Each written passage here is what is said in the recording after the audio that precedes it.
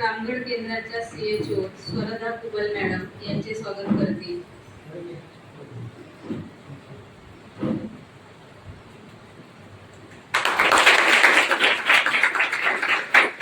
रामगड केंद्राच्या आरोग्य सेविका श्रीमती शलाका नार्वेकर यांचे स्वागत करतील.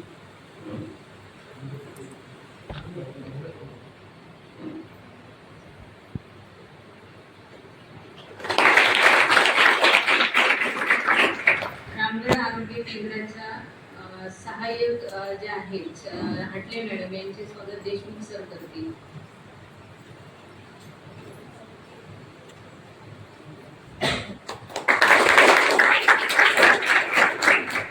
रामगड गावच्या आशा सेविका आहेत कारकर मॅडम यांचे स्वागत कोळंबे सर करतील.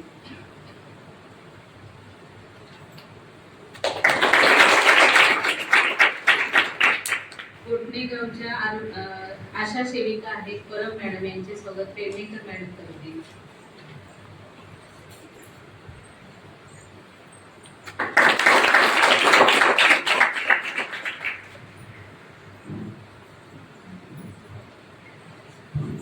यानंतर या कार्यक्रमाचे प्रास्ताविक करण्यासाठी मी माननीय वळसे सरांना विनंती करते. नमस्कार. आज आपल्या या प्रशालेमध्ये आपल्या आरोग्य विभागाचे इतर काही लोक उपस्थित आहेत. अनेक त्या ठिकाणी आरोग्य विभागाकडून आपल्या शाळेमध्ये कार्यक्रम आयोजित केले जातात, आम्ही आयोजित करतो आणि ते आम्हाला मदत करतात आणि आमची त्यांना मदत असते आणि खरं म्हणजे तुमची खूप मोठी मदत असते विद्यार्थी म्हणून. आता आपल्याला माहिती आहे की कोविड काळापासून आपल्या जीवनामध्ये बराच बदल झालेला आहे. आपण जागरूक झालो आहोत आणि व्हायलाच पाहिजे, कारण जीवन आणि आरोग्य ह्या दोन गोष्टी आणि शिक्षण याची जोड असते ना, आरोग्य आणि शिक्षण हे जोडच आहे शासनाने ठेवलेली. आणि म्हणून शाळा म्हटल्यानंतर आरोग्य शिक्षण हा भाग आलाच आणि म्हणून त्या ठिकाणी शासनानं टीबी रोगाचं पूर्णपणे निर्मूलन व्हावं यासाठी एक आपण कसं म्हटलं तर मोठा कार्यक्रम आहे त्यांचा. टीबी बाबत आजार हे उद्भवतच असतात, वेगळे आजार तुम्हाला माहिती असेल बघा. पूर्वी सुद्धा काही नारू सारखे होते बघा, माहिती असेल तुम्हाला, त्याचं उच्चाटन झालेलं आहे. पोलिओ, पल्स पोलिओ माहिती आहे तुम्हाला, त्याचे उच्चाटन झालेलं आहे. परंतु काही असे आजार असतात की ते पुन्हा वर येतात, कारण ते हवामानामध्ये ते टिकतात आणि हवामानामध्ये ते राहतात आणि पुन्हा एकदा ते आपल्याला त्रास देतात. आणि म्हणून आपण आरोग्य आपलं जर चांगलं राहिलं, स्वच्छता ठेवली तर आपलं आरोग्यही चांगलं राहील. आपलं खाणं पिणं याची आपण जर काळजी घेतली तर नक्कीच आपलं आरोग्य चांगलं राहील. परंतु टीबी सारखे काही असे आजार असतात की ते संसर्गजन्य असतात, काहीला होतात. आता तुम्हाला माहिती असेल बघा, शासनाने इतकं चांगलं तुम्हाला माहिती उपलब्ध करून दिली आहे. आपल्या व्हॉट्सअपच्या माध्यमातून आपल्याला मोबाईलमध्ये ऍप सुद्धा आहे. चव्हाण साहेबांनी आम्हाला पाठवलेलं होतं, मी मुलांना सुद्धा काही मुलांना पाठवले बघा ऍप. ते टीबीच खास आहे त्या ऍप. त्या ऍप मध्ये तुम्हाला सगळी माहिती आहे. किंवा तुमच्या घरामध्ये एखादा रुग्ण असेल तर तोही तुम्ही तिथं त्याला जॉईन करू शकता आणि ती शासनाची सुविधा तुम्ही घेऊ शकता. आणि म्हणून जाणीव करण्यासाठी आजचा दिवसच तसा आहे. टीबी जे आजार आहेत म्हणजे तुम्ही त्याला ट्युबरक्लोसिस म्हणता ना, एका जीवाणूपासून आजार होतो. दोन प्रकारचे असतात त्याचे आजार, तुम्ही वाचलं असेल बघा ते ना पेपरामध्ये माहिती येते. किंवा आमच्या पूर्वी नवीच्या धडाच होता इंग्रजीमध्ये, TB easy to cure, fatal to ignore, असा एक पूर्वी धडा होता की टीबी आजार हा कसा आहे, इझी टू बरा आहे तो, म्हणजे आजार होतो बरा, परंतु जर तुम्ही दुर्लक्ष केलं तर तो मात्र फॅटल आहे, म्हणजे कसं आहे प्राणघातक आहे, जीवघेणा आहे तो. आणि म्हणून आपण त्याची काळजी घेतली. आधी कुठे म्हणजे काय आजार होऊ नये म्हणून त्या ठिकाणी काळजी घेणं आवश्यक आहे. म्हणून म्हणतात प्रिव्हेंटेशन इज बेटर दॅन क्युअर. परंतु काही असे आजार आहेत ते आपण काळजी घेतो परंतु काही संसर्गातून येतात आणि ते आपल्यापर्यंत पोहोचतात. तशाच हा टीबी आजार आहे की तो साधारणतः 15 ते 16 वर्षाच्या मुलांसाठी हा जास्त इन्फेक्शस आहे, त्यांनी काळजी घेतली पाहिजे. 1 वर्ष जर तुम्ही नाही त्याचा उपचार केले तर त्या ठिकाणी 10-15 लोकांना तो होऊ शकतो. त्या माणसाकडून दुसऱ्यांचं नव्हतं, परंतु उपचार चांगले आहेत, वेळेत घेतले पाहिजे. डॉक्टरांनी जे दिलेले आहे त्याची काळजी आपण घेतली तर तो हा निश्चितच आजार बरा होऊ शकतो. आणि म्हणून आपण स्वतः जनजागृती करणार आहोत. विद्यार्थ्यांचं एक मोठं काम आहे की घराघरामध्ये तुम्ही पोहोचता, तुम्ही घराघरामध्ये पोहोचता ना आपण आणि म्हणून त्या ठिकाणी जागृती व्हावी या ठिकाणी आज आपल्याकडे आपल्या शाळेमध्ये कार्यक्रम आयोजित केलेला आहे. पुन्हा एकदा मी या सगळ्या टीमचं पुन्हा शाळेच्या वतीनं तुमच्या वतीनं मी स्वागत करतो आणि मी त्यांना विनंती करतो की या टीबी बाबत त्या ठिकाणी तुम्हाला नक्कीच चांगली आणि उपयुक्त माहिती देतील. धन्यवाद सर. यानंतर रामगड आरोग्य केंद्राचे सेवक माननीय श्री चव्हाण साहेब यांनी आपले विचार मांडावे. आज जागतिक क्षयरोग दिन संपूर्ण देशभरात टीबीसाठी, टीबी म्हणजे क्षयरोग आजारासाठी हा दिवस साजरा केला जातो. साजरा करण्यामागचा उद्देश म्हणजे एवढाच आहे की दरवर्षी 1.5 दशलक्ष लोक या आजाराने मृत्युमुखी पडत आहेत. आजार एवढा घातक आहे की लोक एक म्हणजे पैशाची कमतरता, गरिबी या आपल्या देशात बऱ्यापैकी आहे. मालन्यूट्रिशन, कुपोषण वगैरे जास्त आहे. अशा याच्यात उपचार घेणं बाजूला राहतो आणि मग माणसं या आजाराला बळी पडत आहेत. आजार शास्त्रज्ञांनी शोधल्यानंतर जास्तीत जास्त लोकांचा मृत्यू याच्यामुळे होता कामा नये, उपचाराखाली लोक आले पाहिजे याच्यासाठी शासनाने हे वेगवेगळे कार्यक्रम 100 डेज टीबी प्रोग्राम या कार्यक्रमांतर्गत घेतले गेलेले आहेत. संपूर्ण महाराष्ट्रभर चालू आहे हे कार्यक्रम. आता तर सध्या आम्ही एक्सरे तपासणीसाठी पण गावोगावी आता 108 गाडी फिरवून पेशंटांना उपजिल्हा रुग्णालय ठिकाणी जाऊन तपासणी करून एक्सरे पण आणलेले आहेत. त्यांची तुमची तपासणी करून घेतलेली आहे. त्याच्या पुढचे पण तपासण्या आहेत, सिबिनाट टेस्ट वगैरे तपासण्या आहेत. त्या सगळ्या कल्चर टेस्ट तपासण्या एखादा पेशंट असं तर केल्या जातात.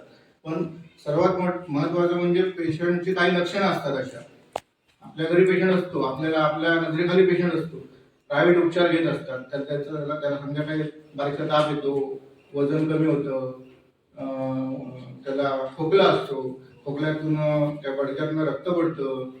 हे अशा ज्या गोष्टी जर त्याच्यात दिसल्या तर तो संशयित टीबीचा पेशंट समजून त्याचा आम्ही थुंकी नमुना घेतो किंवा अशा पेशंटने दवाखान्यात जाऊन थुंकी तपासली पाहिजे. जेणेकरून त्यात काही जंतू, बॅक्टेरियल इन्फेक्शन आहे काय ते कळलं तर तो उपचाराखाली येईल. त्याच्यातही नाही कळलं तर एक्सरे तपासणी असते, त्याच्यात नाही कळलं तर सिबिनाट तपासणी असते. पण कसं काही जण प्रायव्हेट उपचार घेतात. थोड्या दिवसाचा अँटीबायोटिक पोटात गेलं तर पेशंट बरा होतो, पण त्याने पूर्ण आजार बरा होत नाही. या आजारासाठी कमीत कमी 6 ते 8 महिन्याचे उपचार असतो, मोफत उपचार असतो आणि तो मोफत उपचार घेतला तर पेशंट चांगला होतो, बरा होतो. आता तर इथे अशा आजाराचे किरकोळ पेशंट होते, रामगडला पण पेशंट होते, पण आता उपचारांचे बरे आहेत. त्यांना ट्रस्ट मार्फत, स्वयंसेवी संस्थांमार्फत त्यांचं पोषण चांगलं होण्यासाठी काही आहार पण दिला जातो मोफत. त्यांना आहार मिळतो, 1000-1500 साहित्य त्यांना मोफत मिळतं. पेशंटने उपचार घेतला म्हणून पण पेशंटला काही रक्कम साधारण 5,000 पर्यंत महिन्याला 1000 अशा पद्धतीत त्यांना रकमेच्या स्वरूपात पोषण होण्यासाठी त्यांना आर्थिक मदत पण शासनाकडनं होते. त्याच्यामुळे असे जर आजाराचा पेशंट तुमच्या कोणाच्याही नजरेत असला तर सरकारी दवाखान्यात कुठलाही पाठवा किंवा आमच्या नजरेत आणून दिला तर तो उपचाराखाली नक्की येईल आणि त्याला बरा करण्याचा आपण नक्की प्रयत्न करू. धन्यवाद.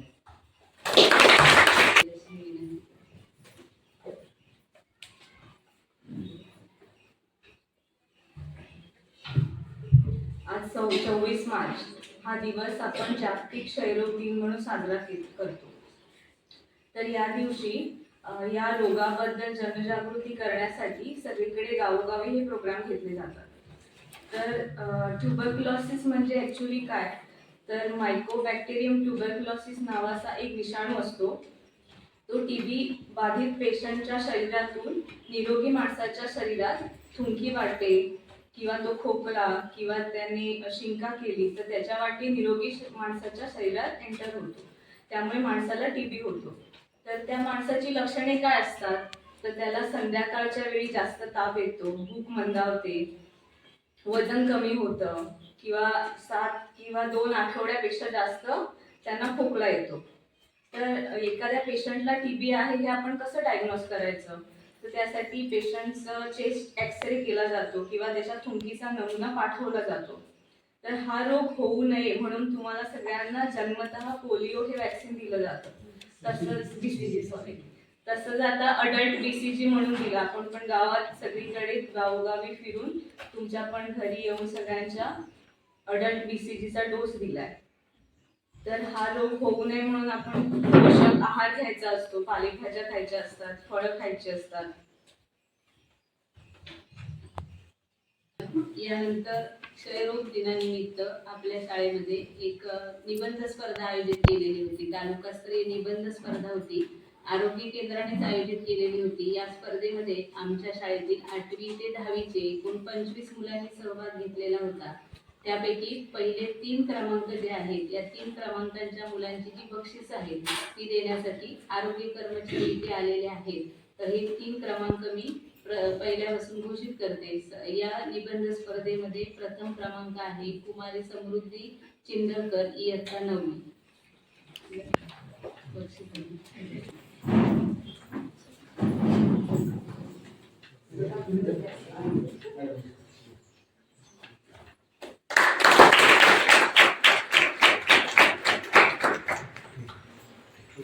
दोन नंबर आहे निर्जा परब, इयत्ता 9वी.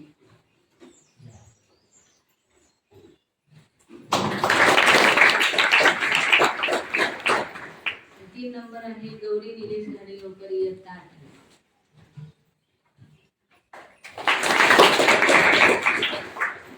या सर्व मुलांना आरोग्य केंद्रामार्फत रोख रकमेची पारितोषिकं मिळालेली आहे.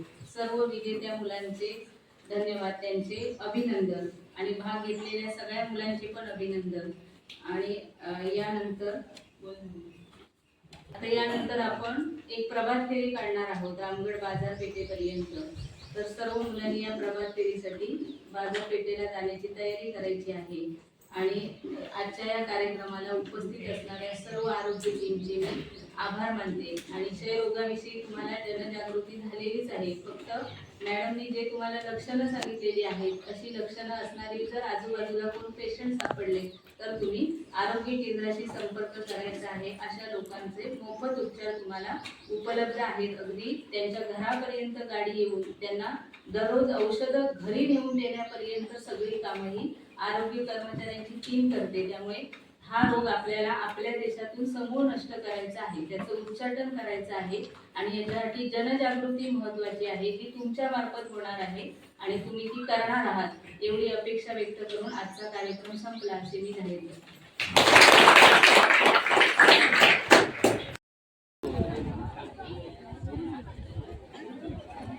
त्याच्यातले ते कोरे काढतो, खाली नाव शाळेचं टाका ना, ते कोरे त्याच्या खाली नाव टाका ना, प्रगती जमलेला.